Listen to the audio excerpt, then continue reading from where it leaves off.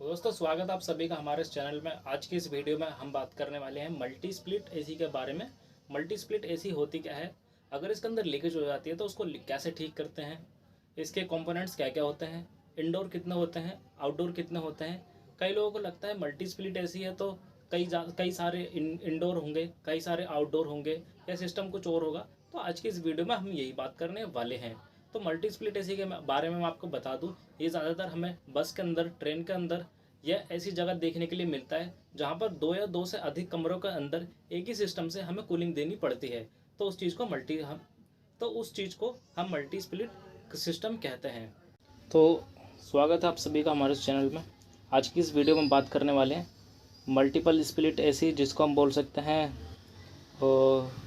Multi variant component AC, जिसको हम अलग अलग तरह के नाम से जानते हैं। लेकिन आज की इस वीडियो में आज हम इसी एसी के बारे में बात करने वाले हैं। तो यहाँ पर सबसे पहले हम ऐसी मोटा मोटा देख लेते हैं, जैसे हमें क्या देखने के लिए मिलेगा। यहाँ पर मल्टी स्प्लिट एसी है। मल्टी स्प्लिट एसी इसलिए कहा जाता है क्योंकि इसमें जो हमें स्प्लिट मिल रही हैं, इंडोर मिल रहे हैं, वो एक दो तीन तीन या तीन से अधिक, चार पाँच छः, कितने भी हो सकते हैं, ये हमें देखने के लिए मिल जाते हैं। जिसके बाद हमें कंडेंसर जो होता है हमारा आउटडोर होता है, वो हमारा एक ही होता है। तो इसलिए हम इसको मल्टी स्प्लिट एसी कहते हैं। अब बात करते हैं आज की इस वीडियो में हम क्या क्या जानेंगे इसके बारे में। आइडेंटिफाई करेंगे इसके वेरिएंट के बारे में, कौन कौन से इसके अंदर कंपोनेंट्स चलते हैं। इलेक्ट्रिक सर्किट के बारे में बात करेंगे, टेस्टिंग करेंगे, फॉल्ट डिटेक्शन करेंगे, लीक टेस्टिंग करेंगे, और इवैक्यूएशन यानी कि वैक्यूम करेंगे, और गैस चार्ज करेंगे। आज की इस वीडियो में हम इस मल्टीपल स्प्लिट एसी के बारे में इतना कुछ जानने वाले हैं। तो सबसे पहले बात करते हैं हमें इसके अंदर क्या क्या चीज़ें देखने के लिए मिलने वाली है। सबसे पहले कंपोनेंट्स की बात करेंगे।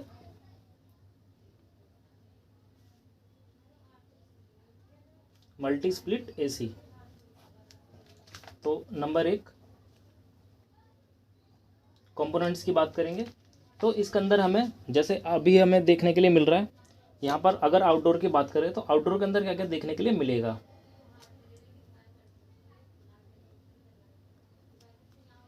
आउटडोर के अंदर हमें क्या क्या देखने के लिए मिलेगा, तो यहाँ पर हमें आउटडोर के अंदर देखने के लिए मिलेगा कंडेंसर,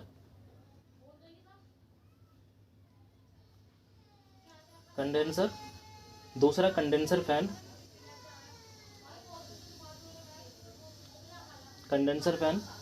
और उसके बाद कंडेंसर फैन के बाद हमें देखने के लिए मिलेगा इसके अंदर कंप्रेसर,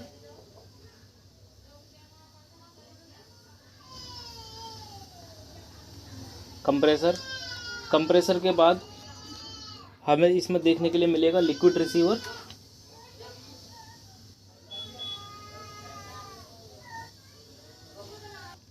उसके बाद हम बात कर रहे थे इंडोर की। इंडोर के अंदर आप सभी को पता है हमें क्या क्या देखने के लिए मिलेगा। जो नॉर्मल एसी के अंदर होता है, स्प्लिट एसी में, वही सब चीज़ें हमें देखने के लिए मिल जाएगी इसके अंदर। ब्लोअर, एयर फिल्टर,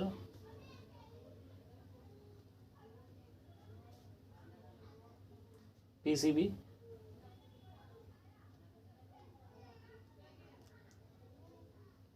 ये सब चीज़ें हमें इसके अंदर देखने के लिए मिलेगी। अब बात करते हैं हम ये काम कैसे करता है। तो सबसे पहले ये है क्या, मल्टी स्प्लिट एसी। तो इसमें लिखा हुआ है दो या दो से अधिक कमरों में ठंडा करना है तो तब मल्टी स्प्लिट एसी का प्रयोग किया जाता है। यानी कि हमारे पास ऊपर से लेकर नीचे तक कमरे हैं, यानी कि हम मान लेते हैं एक कमरा, दो कमरा, तीन कमरा, इस तरह से हमारे पास कमरे हैं। तो हमारे पास एक ही आउटडोर है लेकिन तीन स्प्लिट एसी है, तो हम उन तीनों को आपस में कनेक्ट कर देंगे, उसको हम कहते हैं मल्टीपल स्प्लिट एसी। उसके बाद बात करते हैं यूनिट में इलेक्ट्रिक सर्किट की जांच करें, यदि कुछ खराब हो तो उसे सही करें फिर बदल दें। तो इलेक्ट्रिक कंपोनेंट मैंने आपको बता दिए, ये सब चीज़ें होती है। इसमें ज़्यादा कुछ नहीं है, इसके अंदर high pressure valve, low pressure valve add हो जाते हैं, बाकी सारी चीज़ें वही रहती है। कंप्रेसर वही, कंडेंसर वही, रिले ओवरलोड वही सब चीज़ें होती है। इंडोर के अंदर भी ब्लोअर, एयर फिल्टर, पीसीबी, सब चीज़ें वही होती है। तो ये होती है उसके, ये बदल दें, यदि किसी इंडोर में कूलिंग नहीं आ रही है और दूसरे इंडोर यूनिट में उसमें ब्लोअर कूलिंग आ रही है तो उस यूनिट को ब्लोअर की जांच करें। तो इसमें बताया गया है जैसे हम देख सकते हैं, मान लो हमारे पास ये तीन कमरों के अंदर अलग अलग इंडोर है। इसके अंदर कूलिंग आ रही है, इसके अंदर नहीं आ रही, इसके अंदर आ रही है। इन दोनों के अंदर कूलिंग आ रही है, इसके अंदर नहीं आ रही है। लेकिन हमारा आउटडोर यहाँ पर वर्किंग कर रहा है, इन दोनों कमरों में कूलिंग आ रही है, लेकिन इस वाले में नहीं आ रही है। तो हम इस वाले यूनिट पर जाएंगे, इसका ब्लोअर चेक करेंगे। अगर ब्लोअर नहीं चल रहा होगा तो हम ब्लोअर की टेस्टिंग करेंगे, उसको ठीक करेंगे। कई बार फ्रोस्टिंग आ जाती है। हमारा जो थर्मोस्टेटिक एक्सपेंशन वाल्व होता है, जो हमारे टेम्परेचर को मेंटेन करता है, अगर वो चीज़ ख़राब हो गया हो तो उसको हम बदल देंगे। तो ये चीज़ हमारा होता है। जिसके बाद हम लीक टेस्टिंग भी कर सकते हैं। अगर लीक टेस्टिंग के दौरान, जैसे हमारा ये पूरा सिस्टम चल रहा है, यहाँ पर कूलिंग नहीं आ रही है और ये इस वाले में लीकेज हो जाती है, जिसके बाद क्या होगा, हमारा जो लो प्रेशर वाल्व है सिस्टम के अंदर, जब लो प्रेशर होगा हमारा रेफ्रिजरेंट लीक करना शुरू कर देगा, लीकेज आ जाएगी सिस्टम के अंदर। तो लो प्रेशर वाल्व जो है हमारे सिस्टम को ऑफ़ कर देगा, हमारे सिस्टम को ऑफ़ कर देगा लो प्रेशर वाल्व। तो लो प्रेशर वाल्व का काम यही होता है, और हाई प्रेशर वाल्व का काम भी यही होता है। अगर सिस्टम में किसी रीज़न से प्रेशर हाई होने लग जाता है, जिसकी वजह से हमारा ओवरलोड हीट होने लग जाएगा, कंप्रेसर को बंद कर देगा। हाई प्रेशर वाल्व का भी यही काम होता है। तो ये कर देंगे, और उसके बाद ब्लोअर की जांच करें, कुछ ख़राब होने पर उसे सही करें अथवा बदल दें। उसके बाद इवेपरेटर की कॉइल पर हाथ लगाकर देखें कि कूलिंग आ रही है या नहीं। नहीं आने पर यूनिट की लीक टेस्टिंग करें। लीक मिलने पर कंडेंसर पर से यूनिट के सक्शन वाल्व, लिक्विड लाइन के वाल्व बंद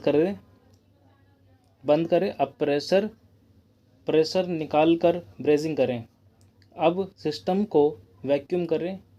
उसके बाद उसमें थोड़ी सी गैस छोड़ें, वाल्व को खोल दें और सही प्रकार तथा सही मात्रा में गैस चार्ज कर दें। तो यही है। अगर लीकेज होती है तो लीकेज का मैंने आपको बता दिया, आप सभी को पता है लीकेज का किस तरह से होता है। अब बात करते हैं हमारी सेफ्टी की। सेफ्टी के अंदर हमारा क्या क्या आ जाता है। तो सेफ्टी सबसे ज़रूरी होती है, क्योंकि जब हम सिस्टम के अंदर काम कर रहे हैं, कई बार रेफ्रिजरेंट हमारा इस तरह का होता है कि उसमें लीकेज की वजह से, जब हम ब्रेजिंग कर रहे होते हैं तो लीकेज की वजह से वो फ्लेमेबल भी हो सकता है, जिससे कुछ बड़ा हादसा हो सकता है। तो इन सबको देखने के लिए हमारा सेफ्टी बहुत ज़्यादा ज़रूरी होती है। तो सेफ्टी प्रिकॉशन के अंदर है, चार्जिंग लाइन को सावधानी से लगाना चाहिए। जब हम चार्जिंग लाइन लगाते हैं सिस्टम के अंदर गैस चार्ज करने के लिए,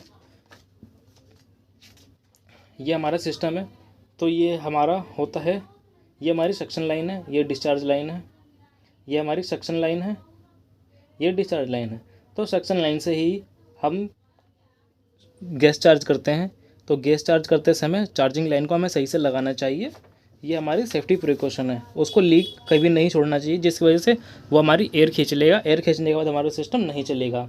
गैस चार्ज करने के बाद वाल्व को अच्छे तरह से बंद करना चाहिए। वाल्व को बिल्कुल ठीक ठाक बंद करना चाहिए। जिसके बाद हमें सॉफ्ट सॉल्यूशन लगाकर उसकी जांच भी करनी चाहिए कि लीक तो नहीं हो रहा है। वायरिंग में अच्छे प्रकार वायर उपयोग करना चाहिए। कई बार लोग क्या करते हैं, वायरिंग में एल्युमिनियम के वायर लगा देते हैं या हल्के वायर लगा देते हैं, जो हमारे यूनिट की पावर को नहीं झेल पाता। तो अच्छे एमएम का वायर लगाइए, मोटे से मोटा वायर लगाइए। वायरिंग पर टेपिंग अच्छी तरह से करना चाहिए। कई लोग होते थोड़ा सा टेप लगाते हैं, टेप बचाने की दिक्कत करते हैं, तो हमें अच्छी तरह से टेप लगाना चाहिए। काम करने से पहले मेन स्विच ऑफ करना चाहिए। तो ये तो हर किसी को पता है, जब काम हम शुरू करते हैं तो मेन स्विच हमेशा ऑफ़ कर देना चाहिए।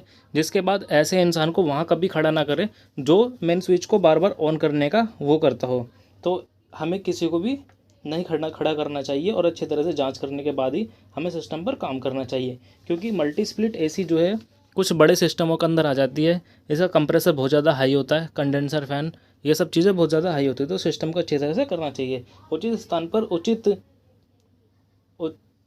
उचित औजार का प्रयोग करना चाहिए। तो हर किसी को पता है। तो ये था आज का हमारा। तो रिज़ल्ट यही है कि हमने आज मल्टी स्प्लिट एसी को देखा। तो इसमें ज़्यादा बड़ी कुछ बात नहीं है, सारे सिस्टम वही है। तीन या चार अधिक 3 से 4 हमारे जो इंडोर है वो लग जाते हैं, आउटडोर हमारा एक होता है। तो इसको हम कहते हैं वेरिएंट कंपोनेंट, इसको हम कहते हैं मल्टी स्प्लिट एसी या वेरिएबल एसी भी कह सकते हैं हम इसको। ये ज़्यादातर हमारे बड़ी बड़ी जगहों पर काम कर का लगाई जाती है। तो ये था आज का हमारा मल्टी स्प्लिट एसी। तो दोस्तों उम्मीद करता आप सभी लोगों को पसंद आया होगा हमारी ये वीडियो। उम्मीद करता आप सभी लोगों को समझ आया होगा कि मल्टीपल स्प्लिट एसी क्या होता है, इससे कौन कौन से कंपोनेंट होते हैं, अगर इसके अंदर लीकेज हो जाए तो हम उसको किस तरह से ठीक कर सकते हैं, वायरिंग किस तरह से होती है इस चीज़ की, और इसका सिस्टम इंस्टॉलेशन कैसे होता है। ये सब चीज़ें आज की इस वीडियो में हमने आप सभी को समझाई है। तो उम्मीद करता आप सभी लोगों को हमारी वीडियो पसंद आई होगी।